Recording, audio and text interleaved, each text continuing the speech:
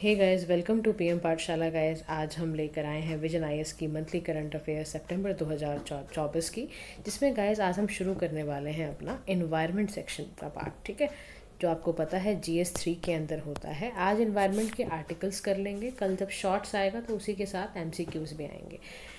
तो जो भी बच्चे चैनल पे नए जुड़े हैं तो do like share and subscribe to PM Pathshala, और साथ ही आप हमारे टेलीग्राम पे भी जुड़ सकते हैं ताकि इम्पॉर्टेंट PDFs, हर इम्पॉर्टेंट अपडेट्स आपको एग्ज़ाम से रिलेटेड, वो सब्जेक्ट से रिलेटेड आपको मिल पाए। उसके लिए टेलीग्राम चैनल को पे ज्वाइन करिए। कैसे ज्वाइन करोगे? चैनल के डिस्क्रिप्शन बॉक्स पे चले जाओ और वहीं पे लिंक दिया हुआ है, उसी लिंक से आप पहुंच जाओगे। सब्सक्राइब द चैनल और वहीं पर आप आ जाओगे, तो टेलीग्राम से भी आपको काफ़ी मदद मिल जाएगी। ठीक है, तो आज हम शुरू करते हैं अपना एनवायरनमेंट का सेक्शन शुरू करते हैं।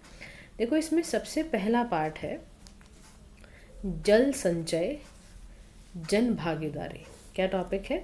जल संचय और जन भागीदारी, यानी कि वाटर से रिलेटेड है। अच्छा, ये इनिशिएटिव लिया ही इसलिए जा रहा है क्योंकि हम चाहते हैं जल संचय किया जाए, यानी कि जल को अवेयरनेस के साथ साथ उसको यूज़ किया जाए, है ना, उसको सेव किया जाए, है ना। और इसमें सभी लोगों की जिम्मेदारी है, सभी लोगों की एक भागीदारी होनी चाहिए। अच्छा, ऐसा इनिशिएटिव लिया गया सूरत, गुजरात के अंदर। अभी मुझे क्वेश्चन आपसे है, आप मुझे कमेंट सेक्शन में बताएंगे कि सूरत किन किन चीज़ों के लिए फेमस है।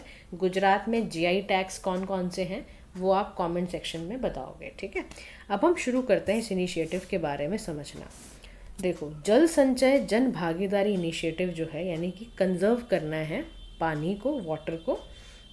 जन भागीदारी का मतलब है कम्युनिटी पार्टनरशिप एंड ओनरशिप।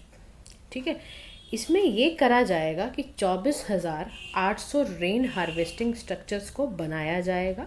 किन की मदद से? लोकल लोगों को बुलाया जाएगा, कम्युनिटी का पार्टिसिपेशन होगा, और ऐसा काम किया जाएगा कि लॉन्ग टर्म वाटर सस्टेनेबिलिटी होती चली जाए। अच्छा, ये जो इनिशिएटिव है ना, it is based on the success. ऐसा नहीं, देखो, ये अचानक से नहीं निकला है। एक्चुअली क्या हुआ, गुजरात की गवर्नमेंट ने ना ऑलरेडी जल संचय इनिशिएटिव का एक सक्सेस देखा हुआ है, क्योंकि वहाँ पर क्या होता था, मोबिलाइजेशन जैसे सिटीजन्स का, लोकल बॉडीज़ का, इंडस्ट्रीज़ का, वहाँ पर ये किया गया। अच्छा, इसमें काम करने वाली जो मिनिस्ट्री है उसका नाम है मिनिस्ट्री ऑफ जल शक्ति। कौन सी मिनिस्ट्री इस पर काम कर रही है? मिनिस्ट्री ऑफ जल शक्ति इसमें काम करेगी। अच्छा, और क्या क्या डिस्टिंक्टिव फीचर्स हैं जल संचय और जन भागीदारी के, वो भी हम देखते हैं। तो पहला है यहाँ पर, emphasis is on India's traditional consciousness. क्या है इंडिया का? इंडिया के हम जो भी हमारा, देखो, ट्रीटमेंट करने का तरीका पुराणिक रहा है, ट्रेडिशनल रहा है। हम जिसमें ना, पता है क्या होता था, अगर आप एंशियंट हिस्ट्री पढ़ते हो तो कई सारी ऐसी डायनेस्टीज़ आपको देखने को मिलेंगी जो ना स्पिरिट्स की पूजा कर रही हैं। इंडस और हड़प्पन कल्चर को आप देखो तो वहाँ पर ना पानी को एज अ गॉड ट्रीट किया जाता था, रिवर्स को ऐसा देवी गॉडेसेस की तरह उनको पूजा जा रहा होता था। उस चलते क्या होता था, पानी पर हम कॉन्शियस रहते थे और पानी का सही इस्तेमाल करते थे, क्योंकि हम उसको ट्रीट ही भगवान की तरह कर रहे हैं। फिर adopt whole of society and whole of government approach होती थी कि सभी लोग ऐसा ही देखते हैं, सोसाइटी में बड़ा अवेयरनेस है इसको लेके। फिर पानी का कंजर्वेशन एक पॉलिसी मैटर नहीं रह जाता था, बल्कि लोगों को लगता था यार पानी तो अल्टीमेटली सरकार ही थोड़ा यूज़ कर रही है, सरकार में बैठे हुए लोग ही थोड़ा इस्तेमाल कर रहे हैं, हमें ही यूज़ करना है। पानी तो समझो ना एक ऐसी बेसिक नेसेसिटी है जो गरीब है, चाहे अमीर है, चाहे मिडिल क्लास है, हर कोई पिएगा यार। पानी इज सो इम्पॉर्टेंट। तो आप उसके बाद देखो, अलाइंस विद द ऑनगोइंग, इसी पे चलाया गया जल शक्ति अभियान। अब इसी पे कोलैबोरेटिव अप्रोच करके ये कोशिश की जा रही है, कैच द रेंज वाला जो हमारा बहुत स्लोगन चला था, ये कोलैबोरेटिव तरीके से मिलजुल कर वाटर का मैनेजमेंट किया जाए। अब इसमें हम सिग्निफिकेंस देखते हैं कि कम्युनिटी पार्टिसिपेशन कैसे होता है वाटर कंजर्वेशन का, वो भी हम चेक कर लेते हैं। तो कहता था कि जब कम्युनिटी पार्टिसिपेशन होगा ना तो वाटर कंजर्वेशन बहुत अच्छा हो जाएगा। कह रहा कैसे? कह रहा इससे ना बिहेवियरल रिस्पॉन्स अच्छा होगा। कह रहे जिसमें एक्चुअल आपका एक्शन लेना होता है in contest to latent policy driven reaction, वो अच्छा होगा। कह रहा कैसे? कह रहा जो जल सहेली है ना, पानी पंचायत और बुंदेलखंड की, वो एक कल्चर ऐसा लेकर आ रही है जिससे कि कंजर्वेशन वगैरह हो पाए। तो कह रहा देखो ये बुंदेलखंड में जैसे पानी पंचायत चलती है, जल सहेलीज वहाँ बैठती हैं और वो ना एक कल्चरल, उन्होंने कल्चर ही बना लिया है कि देखो दिस इज़ आवर कल्चर, ये हमारा एक ट्रेडिशन होना चाहिए, हमारे संस्कारों में होना चाहिए कि हम पानी को ट्रेडिशनल वे में जैसे हम पहले ट्रीट करते थे करें और पानी को बचाएं। उसी तरीके से जब आप कम्युनिटी पार्टिसिपेशन वाटर कंजर्वेशन के लिए लगाते हो तो इसमें क्या होता है, लोकल नॉलेज और इंसाइट का भी इस्तेमाल आप कर सकते हो। देखो एक बात समझ लो, हर इलाका बहुत स्पेसिफिक है, वहाँ पर पानी की नीड्स भी स्पेसिफिक हैं, चैलेंजेस भी सबके स्पेसिफिक होते हैं। एग्जाम्पल के तौर पर बरी फार्मिंग सिस्टम असम का है, उसमें फ्रूट ट्रीज भी होते हैं, वेजिटेबल कल्टीवेशन भी होता है, पॉन्ड भी है सोचो। तो हर जगह पर ना, हर इलाके में पानी की ज़रूरतें अलग अलग होती हैं। जब हम कम्युनिटी पार्टिसिपेशन कराएंगे ना तो उससे हमें ये वाली नॉलेज भी मिलती चली जाएगी। वहाँ का जो फार्मर्स होंगे, वहाँ की जो वुमेन होगी, वो इस मामले में मदद करेगी हमारी। फिर इससे क्या होता है, सभी को ना एक सेंस फील होता है, यार हम सभी का है ये पानी, हम सभी को अपनी फ्यूचर जनरेशन्स की चिंता है, हम सभी को ये काम करना है। समझ रहे हो आप? मतलब आई से जब वी का अप्रोच शुरू हो जाता है तो बहुत ज़्यादा अच्छा होता है। अब पानी पंचायत जो उड़ीसा की थी, तो यहाँ पर वॉलंटरी फार्मर्स का पार्टिसिपेशन रहा हार्वेस्टिंग के लिए, डिस्ट्रीब्यूशन के लिए, सरफेस और ग्राउंड वाटर का। इसी के साथ साथ इन्होंने इंक्लूसिविटी और इक्विटी पे भी काम करा। इन्होंने बहुत सारे जो वल्नरेबल कम्युनिटी होती थी उसके कंसर्न्स को लेकर आए कि भाई इतना सारा कंसर्न है। फिर इन्होंने देखा यार social disparity, oh my God, उसको भी दूर करने की ज़रूरत है। फिर इसी के साथ साथ बोला गया ब्रिंगिंग इनोवेटिव एक्सपीरियंसेस।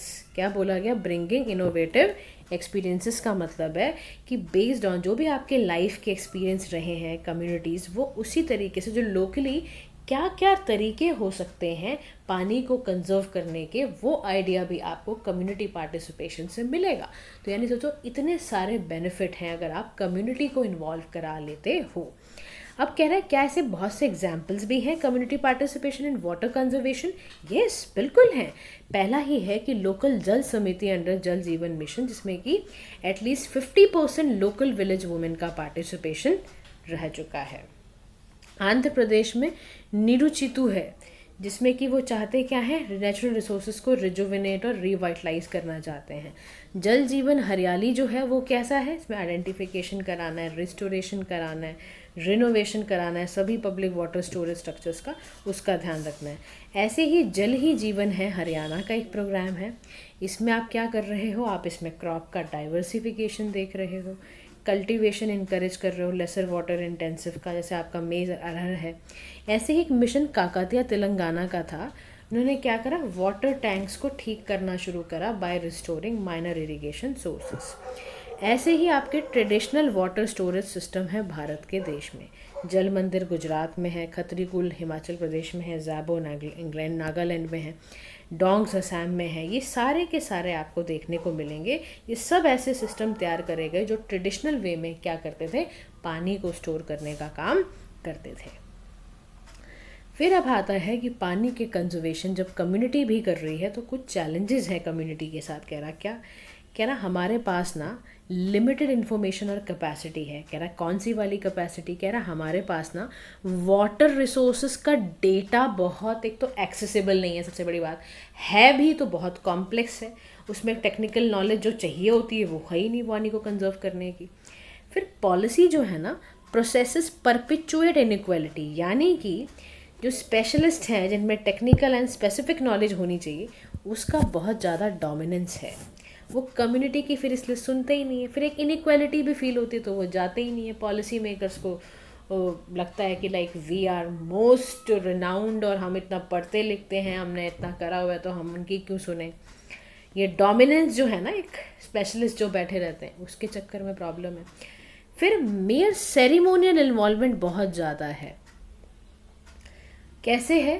कह रहा देखो एट टाइम्स देखा जाता है, लीगल रिक्वायरमेंट होती है ना जब आप कम्युनिटीज़ को बुलाते हो, तो वो होता है, वो ऐसा नहीं होगा कि आपने प्रपोजल दिया और वो आ गए।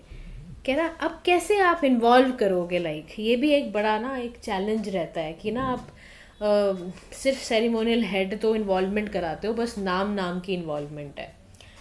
आप उनको कुछ दर्जा दो, कुछ बताओ कि वॉलंटियर्स ही मान लो, आपने वॉलंटियरिंग करा दी उनसे कि आप वॉलंटियर कर रहे हो इस प्रोजेक्ट में, इसके बेनिफिट ताकि आपको मिलेंगे आगे, मतलब कुछ भी ऐसी स्कीम उनके लिए लेकर आओ कि उनको लगे कि हाँ वाकई हम इसका पार्ट हैं. अब limited association with outsiders prevent the community from participating. Networking होती ही नहीं देते वो. फ्यूचर कंसल्टेशन वगैरह के लिए तो छोड़ो ही, आप बात ही नहीं कर पाओगे ऐसे में.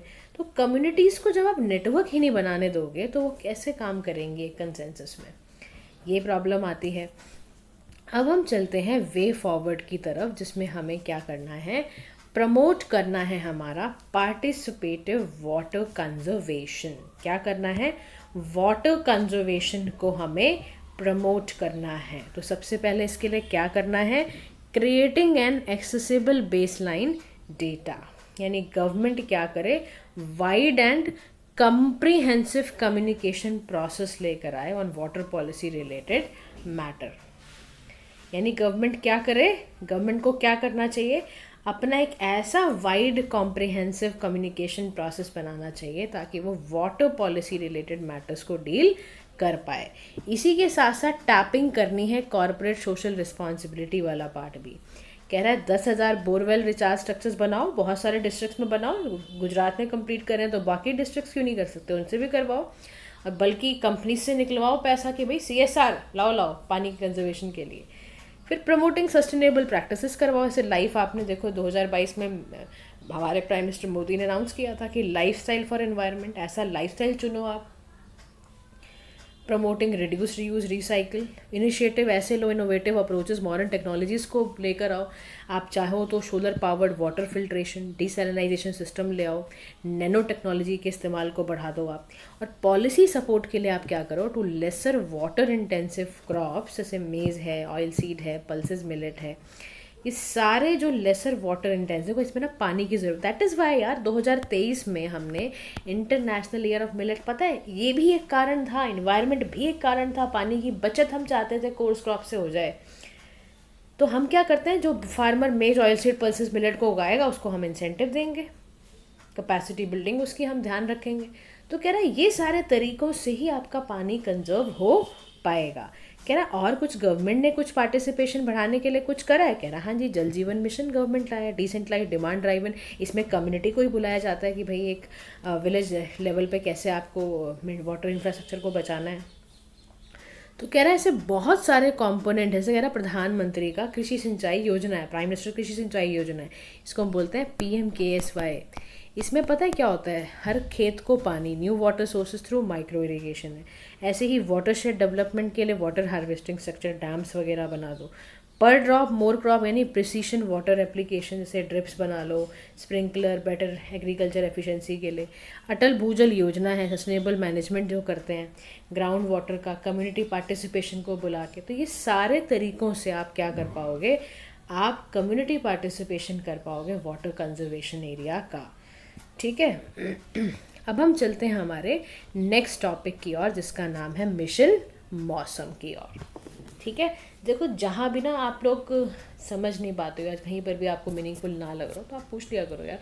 कमेंट सेक्शन इसीलिए खोला गया है ना कि हम एक देखो टेलीग्राम भी मेरा बनाने का कॉन्सेप्ट यही था कि हम वहाँ पर ना एक हेल्दी बातचीत कर पाएँ. और आप देखो इसीलिए कमेंट सेक्शन भी होता है कि आप ना एक हेल्दी, अगर कोई डिसीजन लेना या कोई डिस्कशन चाहते हो, है ना, क्वेश्चंस डिस्कस करना चाहते हो तो आप वहाँ पर कर पाओ. ठीक है जी. मिशन मौसम न्यूज़ में क्यों था, पहले तो यही समझने की बात है. रिसेंटली क्या हुआ यार, यूनियन कैबिनेट ने ना मिशन मौसम को अप्रूव करा और 2,000 करोड़ रुपए इसके लिए बजट के लिए रखे हैं. ठीक है. मिशन मौसम समझो होता क्या है, ये कराया क्यों गया है. मिशन मौसम के तहत ना देखो, इसको मिनिस्ट्री ऑफ अर्थ साइंस तो कर ही रही है. इसका ना ये है कि ना जो भी भारत के मौसम विभाग है ना, या इससे जुड़ा जो भी क्लाइमेट रिलेटेड साइंस है या कोई रिसर्च है, उसको ठीक करने के लिए, उसको बूस्ट करने के लिए, यानी कि सैटेलाइट, रडार, इन सब को बढ़ाने से, यानी कि इवन इसमें ना ये भी कोशिश की जा रही है कि आर्टिफिशियल इंटेलिजेंस और मशीन लर्निंग की मदद से भी हम ये कोशिश कर रहे हैं कि और एक्यूरेट जानकारी वेदर की रिलेटेड या क्लाइमेट चेंज से रिलेटेड दी जाए. ठीक है. यानी ये क्या है, एक मल्टी फेसेटेड इनिशिएटिव है. यानी ये बहुत सारे काम करेगा, इंडिया के वेदर को बूस्ट भी करेगा, climate related science, research, services सब बताएगा। और उसको बताने के लिए ये क्या कर रहे हैं, एक वाइड नेटवर्क तैयार कर रहे हैं। उसमें क्या होगा, रडार डाल रहे हैं, सैटेलाइट डाल रहे हैं, विंड प्रोफाइलर, रेडियोमीटर, ये सब डाल रहे हैं। इसीलिए इस मॉडल को क्या बोला जा रहा है, multi faceted weather observation and predictions. और इसमें इवन क्लाउड साइमुलेशन चैम्बर बनाए जा रहे हैं, IITM वाले बच्चों ने प्रिपेयर किया है। क्लाउड सीडिंग जिसको आप समझते हो। अब आपको देखो ये जो टर्म्स आ जाती हैं इससे घबराना नहीं होता है, क्योंकि हम करंट अफेयर्स रहे हैं। और देखो आपके लिए ना मैं बता दूं, जितने भी बच्चे चाहे वो UPSC का एग्ज़ाम देने जाते हैं या आप किसी स्टेट PCS का एग्ज़ाम देते हो, आप ये समझो करंट अफेयर्स से ही क्वेश्चन आपके स्टैटिक पोर्शन के भी बनते हैं। अब अगर इन्होंने वाटर कंजर्वेशन ट्रेडिशनल वे में डील किया है ना, तो चाहे वो हिस्ट्री का ऑप्शनल बच्चा हो या हिस्ट्री के क्वेश्चन हम GS के पेपर में देखेंगे, वो हो सकता है रिलेटेड क्वेश्चन आपको डाल दे हिस्ट्री के पोर्शंस में। जहाँ हमने देखा कि वाटर को स्पिरिट समझा रहा है, वो डायनेस्टी उठा लेंगे वैसे। आप समझ रहे हो? तो यानी कि करंट अफेयर्स का हमारे जीवन में जो एस्पिरेंट हैं उनके जीवन में बड़ा योगदान है, क्योंकि वहीं से आपको पता चल जाएगा कि पेपर का पैटर्न क्या होने वाला है, पेपर में हमसे क्या एक्सपेक्ट किया जा रहा है। बात समझ रहे हो आप? अब क्लाउड सीडिंग शब्द आ गया यहाँ पर। क्लाउड सीडिंग क्या होता है? ये एक तरीका है जिससे आप वेदर का मॉडिफिकेशन करते हो, यानी मौसम को आप क्या कर रहे हो, बदल रहे हो। क्या कर रहे हो, जैसे आप कोशिश कर रहे हो कि भाई कुछ ना इसमें पार्टिकल्स डाल दिए जाए, क्लाउड बना दिए जाएं जिससे कि रेन आ जाए या स्नो बन जाए। तो इट्स यूज इन 50 कंट्रीज से भी ज़्यादा लोगों ने, जहाँ पर पानी की कमी है या स्नो पैक इंक्रीज करने के लिए या हेल को प्रिवेंट करने के लिए ये काम किया गया है। तो क्लाउड सीडिंग में क्या कर रहे हो आप, पार्टिकल्स ऐड कर रहे हो क्लाउड में, ताकि कंडेंसेशन हो, आइस क्रिस्टल बने, ड्रॉपलेट बने और वो फिर नीचे उतर कर आए। तो क्लाउड सीडिंग तब परफॉर्म होती है जब सर्टेन टाइप ऑफ क्लाउड या टेम्परेचर बहुत लो होता है और मॉइस्चर को फ्रीज करने के लिए क्लाउड सीडिंग की जाती है। इससे मदद क्या मिलेगी, इससे आपका वाटर की शॉर्टेज ख़त्म होगी और स्नो पैक को इंक्रीज करने के लिए और टेम्परेचर को, जैसे माउंटेन एरिया का टेम्परेचर राइज कराना है तो वहाँ पर भी आप क्लाउड सीडिंग कर सकते हो। देखो क्लाउड सीडिंग का कॉन्सेप्ट बहुत पुराना है, आपको लग रहा होगा आपने पहली बार सुना है। 1946 में ही अमेरिकन केमिस्ट मेटलॉजिस्ट थे विंसेंट जी स्कैफर, उन्होंने ये एक्सपेरिमेंट किया था।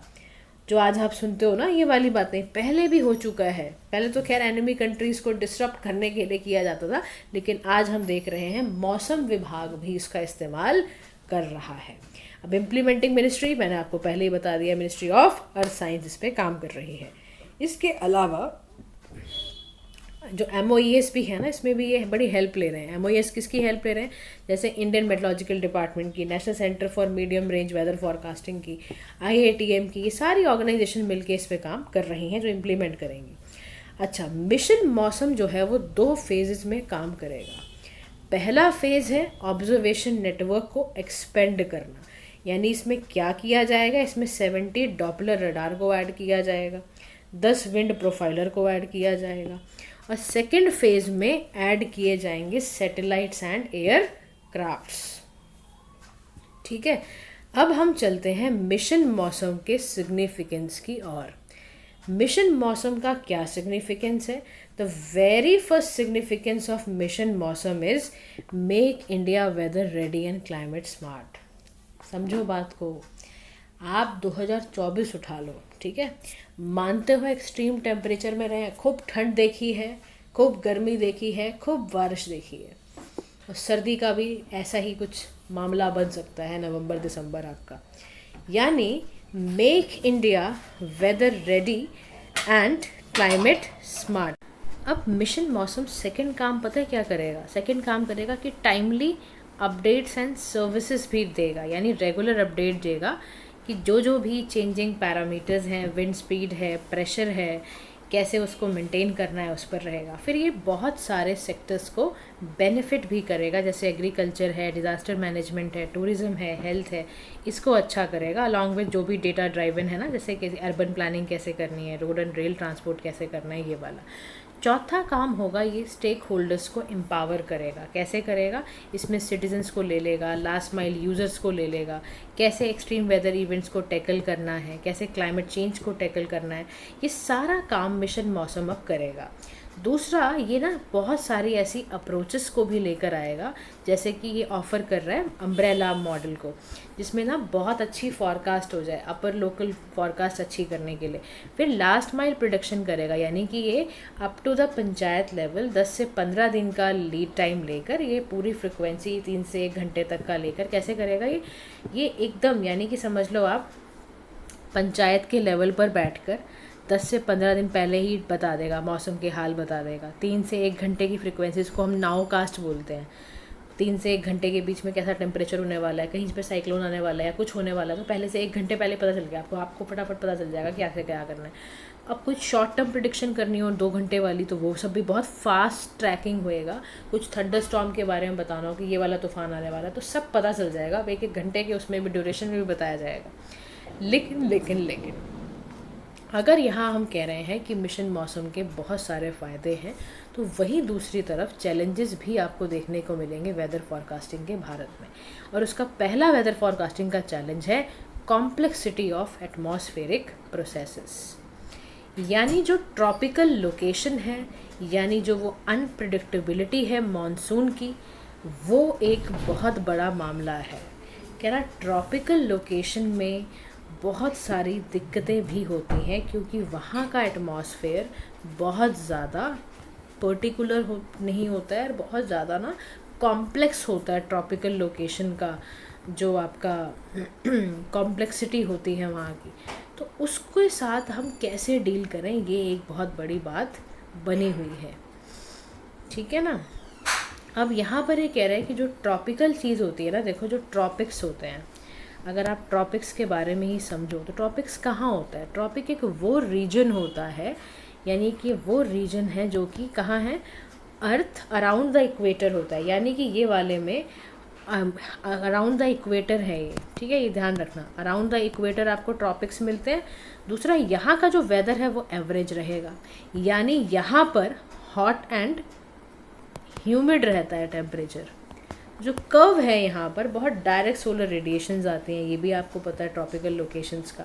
तो जो ट्रॉपिकल क्लाइमेट जैसे अमेज़न रेन फॉरेस्ट है, अब इनमें ना पता नहीं चलता कब बारिश आ रही है, कब ह्यूमिड हो जा रहा है, कभी ऐसा लग रहा है। जैसे चेन्नई में आप जाओ, चेन्नई में अगर आप रहते हो वहाँ पर आप नोटिस करते होगे अचानक से बारिश आ गई, फिर अचानक से इतना सूखा हो गया कि लगा ही नहीं कि बारिश हुई थी। समझ रहे हो, इतनी धूप आ जाना अचानक से, फिर अचानक से बारिश हो जाना। ये जो इतनी कॉम्प्लेक्सिटी है, उसमें एटमॉस्फेयर प्रोसेसेस को प्रिडिक्ट करना बहुत ज़्यादा मुश्किल होता है। अब आप सोचो, चेन्नई में एक बार मैं बैठी हुई थी, वहाँ पर रेड अलर्ट आया कि बारिश आने वाली, उस दिन बारिश नहीं आई, और जिस दिन नहीं अलर्ट आया था उस दिन बारिश आ गई। इतनी ज़्यादा कॉम्प्लेक्सिटी, जबकि हम जानते हैं कि हमारे अब वेदर प्रिडिक्शंस वाले जो टूल्स हैं वो बहुत अच्छे होते जा रहे हैं। तो अब देखो प्रॉब्लम है। फिर लोकल फॉरकास्ट कैपेबिलिटी बहुत अच्छी नहीं। IMD is currently able to forecast weather events. फिर इनएडिक्वेट फॉरकास्टिंग इक्विपमेंट है। करेंटली जो IMD है उसने 39 डॉपलर रडार्स को इंस्टॉल करा है, और कोई भी विंड प्रोफाइलर नहीं था कंपेयर टू चाइना।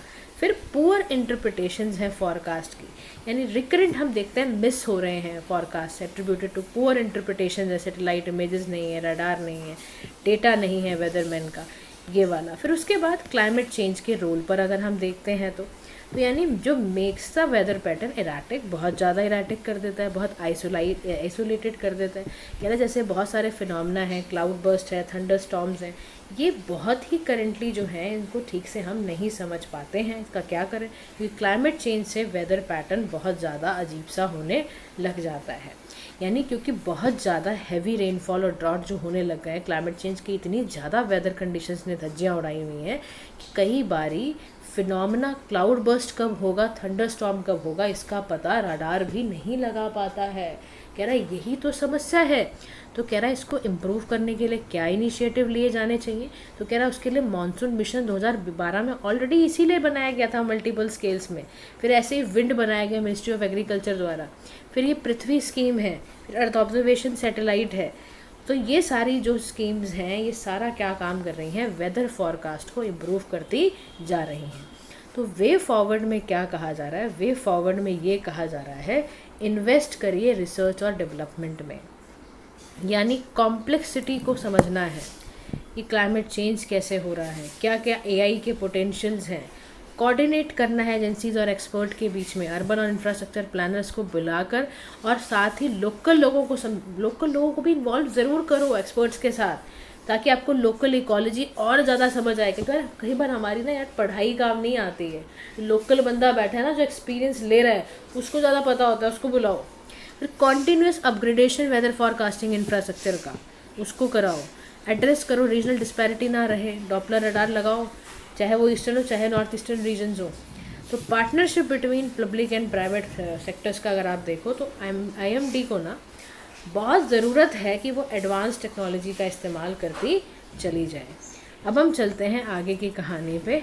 आगे हमारा है ह्यूमन एनिमल कॉन्फ्लिक्ट के बारे में, कि ये न्यूज़ में क्यों रहा। देखो रिसेंटली क्या हुआ, वॉल्फ अटैक हुआ। आपने शायद ये न्यूज़ सुनी भी ज़रूर होगी कि ऐसा हुआ है, देखने को मिला है। अच्छा, वॉल्फ अटैक कहाँ हो रहा है?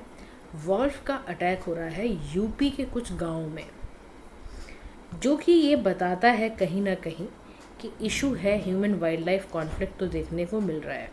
और बहराइच का डिस्ट्रिक्ट था 2024 में, अगर आपको याद हो तो। आपको पता है इसमें 10 लोगों की मृत्यु हुई, 30 लोग इंजर्ड हो गए। मार्च से लेकर सितंबर तक की कहानी रही है। और 6 वॉल्स आते थे, उनका पूरा पैक आता था। इसको यहाँ पर इवन पता है ऑपरेशन भेड़िया चलाना पड़ गया था। 5 ऑफ द वॉल्स को कैप्चर किया गया था, एक की डेथ हो गई थी। बहुत मतलब चला था, आपको याद अगर आ रहा हो तो। अब देखो इसमें ये भी पता चला डेटा के अकॉर्डिंग कि 2019 में 574 और 606 एंड 8249 इन 2019 ह्यूमन डेथ हुई है इंडियन स्टेट्स में, क्योंकि एलिफेंट और टाइगर का अटैक हुआ है बहुत सारे स्टेट्स में, और इंसान की डेथ हो गई, जिसके कारण कह रहा अब हमें यही चीज़ भेड़िए के अटैक में देखने को मिल रही है, वॉल्फ अटैक्स में। यानी human wild life conflict basically है क्या? देखो जब भी ना स्ट्रगल होगी, presence and behaviour of wild life, ये थ्रेट ह्यूमन के इंटरेस्ट को देगी और नेगेटिव इम्पैक्ट लोगों पे डालेगी। अगर वाइल्ड लाइफ और ह्यूमन पॉपुलेशन एक ही जगह पे रहने लग जाए तो सोचो क्या होगा। तो इनका मैनेजमेंट के लिए ह्यूमन वाइल्ड लाइफ कॉन्फ्लिक्ट जो होता है उसकी प्राइम रिस्पॉन्सिबिलिटी है स्टेट और यूटीज़ के अंदर। रिसेंटली इसी वजह से केरला की सरकार ने HWC यानी ह्यूमन वाइल्ड लाइफ कॉन्फ्लिक्ट को एक स्टेट स्पेसिफिक डिज़ास्टर घोषित करते हुए बताया है कि अपनी रिस्पॉन्सिबिलिटी को शिफ्ट करा जाए to state disaster management authority के पास। अब की ड्राइवर्स क्या होते हैं, क्यों ह्यूमन वाइल्ड लाइफ कॉन्फ्लिक्ट होता है? तो इसका सबसे बड़ा कारण है इकोलॉजिकल ड्राइवर्स, यानी सीज़न का चेंज होना, नेचुरल कोई कैलेमिटी आ जाना, या ऐसे वेदर टेम्परेचर्स ख़राब होना। जैसे मान लो पोलर बियर है, ठीक है, अब मानो अगर सी की आइस, वो रहता है आइस के बिना नहीं रह पाएगा। आइस अगर आर्कटिक की मेल्ट होगी तो जो पोलर होगा वो जाएगा ना दूसरी जगह पर। अब वहीं पे इंसान भी रह रहा है तो क्या होगा, ह्यूमन वाइल्ड लाइफ कॉन्फ्लिक्ट आ गया। ऐसे ही एंथ्रोपोलॉजिकल ड्राइवर्स भी होते हैं हमारे ह्यूमन बिहेवियर्स की वजह से। अब इंसान क्या करता है, लैंड यूज़ के पैटर्न को चेंज कर देता है, हैबिटेट लॉस करा दिया उनका। आपने एग्रीकल्चर को बढ़ा दिया, इंफ्रास्ट्रक्चर डेवलप कर दिया आपने। अब आप सोचो NCR के कई इलाकों में जहाँ पर पहले जंगल बड़े बड़े होते थे, अब उन्होंने बना दिया पूरा। गाज़ियाबाद वगैरह में बड़े बड़े घर बन गए, और वहाँ खूब वो आते हैं आपके बंदर, अब खूब आते हैं, खूब कपड़े फाड़ते हैं वो। फिर wild life driver, changes in animal life cycle, उसकी मूवमेंट का पैटर्न, ये सब बिल्कुल बदलता जा रहा है। कह रहा इसी कारण से HWC होता है। अब इम्पैक्ट क्या पड़ता है इसका? तो इसका सबसे बड़ा इम्पैक्ट पड़ता है हमारी वाइल्ड लाइफ पर। जो सर्वाइवल है टेरेस्ट्रियल, जो लैंड पे रहने वाला स्पीशी है, मरीन में रहने वाला स्पीशी है, उसको रिटेलेशन वाली भावना आती है और वो सोचता है कि ख़त्म करो, और इसी चक्कर पे इम्पैक्ट पड़ता है। इकोसिस्टम में क्या होता है, क्रॉप सारी डैमेज कर देते हैं, लाइफ स्टॉक ख़राब कर देते हैं। सोशल डायनेमिक्स में देखोगे, फार्मर को परेशानी, इंडस्ट्री में क्लियरिंग हैबिटेट्स की परेशानी, लोकल कम्युनिटीज़ में जाओगे तो उनकी लाइफ ही चली जाती है, लाइफ स्टॉक चला गया, प्रॉपर्टी चली गई, क्या करोगे? फिर इम्पैक्ट पड़ता है कमोडिटी के प्रोडक्शन में। अदर इम्पैक्ट क्या पड़ते हैं, लाइवलीहुड के इनसिक्योरिटी में, फूड की इनसिक्योरिटी में। ट्रांसलोकेशन ऑफ एनिमल्स को कैसे करोगे आप? ये बहुत बड़ी समस्या है। तो कह रहा है क्या इसके लिए कोई इनिशिएटिव लिए गए हैं? तो यस, लिए गए हैं। इसके लिए सबसे पहला इनिशिएटिव लिया था creation of protective area network, यानी national park, sanctuary, conservation reserve, ये सब बनाए गए हैं under wildlife protection act 1972। फिर ऐसे ही स्पेसिफिक स्पीशी गाइडलाइंस तैयार की गई हैं, सेंट्रली स्पॉन्सर स्कीम तैयार करी गई हैं, प्रोजेक्ट टाइगर है, प्रोजेक्ट एलिफेंट है, national wild life action plans हैं, ये सारे तैयार करे गए हैं। फिर उसके बाद वे फॉरवर्ड में कह रहा है कि कैसे प्रिवेंट किया जाए ह्यूमन वाइल्ड लाइफ कॉन्फ्लिक्ट। तो उसके लिए पहली चीज़ बोली गई है shifting focus from conflict to coexistence, यानी एक हॉलिस्टिक और एक इंटीग्रेटेड अप्रोच को निभाना बहुत ज़रूरी है। कह रहा कैसे? कह रहा वाइल्ड लाइफ प्रोटेक्शन एक्ट है 1972 का, उसमें चीफ वाइल्ड लाइफ वार्डन बैठता है हर स्टेट में, उसको बोलो वो चेक करे मेजर्स लेके कैसे पीसफुली इंसान भी और वाइल्ड लाइफ भी आउटसाइड नेशनल पार्क और सेंचुरी में रह सकते हैं। यानी कॉन्फ्लिक्ट से हमें कहाँ जाना है? एक साथ रहने की तरफ ध्यान लगाना है। फिर अंडरस्टैंडिंग द कॉन्फ्लिक्ट, यानी एडुकेट क्या करो? रिसर्च करो, पूरी हॉटस्पॉट को मैप करो। फिर बिल्डिंग बैरियर्स, यानी एक्टिविटीज़ ऐसी बनाओ कंस्ट्रक्शन की, फिजिकल बैरियर से बैरबेड वायर फेंस बना दिया, सोलर पावर्ड इलेक्ट्रिक फेंस बना दिए। फिर ऐसे ही पॉलिसी फ्रेमवर्क तैयार करो जिसमें सूटेबल प्रिंसिपल्स, प्रोटोकॉल्स और प्रोविजंस बनाए जाने चाहिए। फिर WWF क्या है? वर्ल्ड वाइल्ड लाइफ फंड है। इसमें सजेस्ट करा गया कि यूनाइटेड नेशंस का गोल भी है। देखो आप अगर कन्वेंशन ऑफ बायोलॉजिकल डाइवर्सिटी पे देखते हो तो वहाँ पर ये बोला जाता है कि जब भी ह्यूमन वाइल्ड लाइफ कॉन्फ्लिक्ट हो तो उसके लिए मैनेजमेंट प्लान वही बनाया जाए जो सस्टेनेबल डेवलपमेंट गोल्स में आप खा के आए हो कसमें। और कम्युनिटी का रोल तो सबसे बड़ा है। आप फ्रेंड्स क्यों नहीं बन सकते वाइल्ड एनिमल्स के? बनो। कम्युनिटी पे ऐसे आपके रैपिड रिस्पॉन्स टीम बनाई जाए। अब क्योंकि हमने वॉल्फ भेड़िया के बारे में हम पढ़ रहे हैं, वहाँ से आ रहा था कॉन्फ्लिक्ट, तो वॉल्फ के बारे में याद रखना, इनका जो साइंटिफिक नेम होता है वो होता है कैनिस ल्यूपस। बहुत ज़्यादा ज़ोर से भागते हैं ये, इतनी हाई स्पीड होती है, 45 किलोमीटर पर आवर की रफ्तार से भागते हैं ये, लगा लो आप। समझ रहे हो आप? इतना ज़्यादा। उसके बाद नेचुरल प्रेडेटर्स हैं ये, यानी ये क्या करते हैं? रॉडेंट खाते हैं, लाइव स्टॉक खा लेते हैं, हेयर्स खा लेते हैं। एक्सट्रीमली सोशल होते हैं ये, 6 से 8 इंडिविजुअल के पैक में चलते हैं। मैंने आपको बताया ना बहराइच में जो आते थे 6 के पैक में चलते थे ये, उसमें से इनका एक पैक मर गया था और 5 जो थे उनको कैप्चर किया गया था। होम रेंज देखो इनकी कितनी होती है, कितना बड़ा स्पेस चाहिए होता है इनके रहने के लिए। Social system monogamous, male dominance society है ज़्यादातर। और कम्युनिकेशन डिफरेंट वोकलाइजेशन है, इनकी स्कैंड मार्किंग होती है। तो 2 स्पीशी होते हैं वॉल्फ में, एक ग्रे वॉल्फ, एक हिमालयन वॉल्फ। दोनों का तस्वीर देख लो कैसे होते हैं ये, भेड़िए देख लो दोनों कैसे होते हैं ये। अरे बहुत बुरा हाल था। बहराइच डिस्ट्रिक्ट की इस बार केस स्टडी पढ़ना अभी आपको समझ आ जाएगा कैसा अटैक होता है इनका। हैबिटेट रहते कहाँ ये? थॉर्न फॉरेस्ट, स्क्रब लैंड्स में, एरिड सेमी एरिड ग्रासलैंड में रहते हैं। ये वाले हिमाचल प्रदेश, जम्मू कश्मीर वगैरह में रहते हैं। ठीक है, इनकी आउटसाइड द प्रॉक्सिमिटी एरिया में, प्रोटेक्टेड एरिया में रहेंगे। इनका शेड्यूल 1 वल्नरेबल है, ये लीस्ट कंसर्न है। ये अच्छी मात्रा में आपको ग्रे वॉल्फ मिलेंगे, हिमालयन वॉल्फ थोड़े वल्नरेबल हो चुके हैं आप। ठीक है, शॉर्ट्स वाला पार्ट गाइस आज नहीं करेंगे, हम कल करेंगे उसको। कल ही आपको MCQs भी मिलेंगे। तो गाइस आज के लिए इतना ही। Thank you so much for listening. Do like, share and subscribe to PM Pathshala. Have a nice day to all.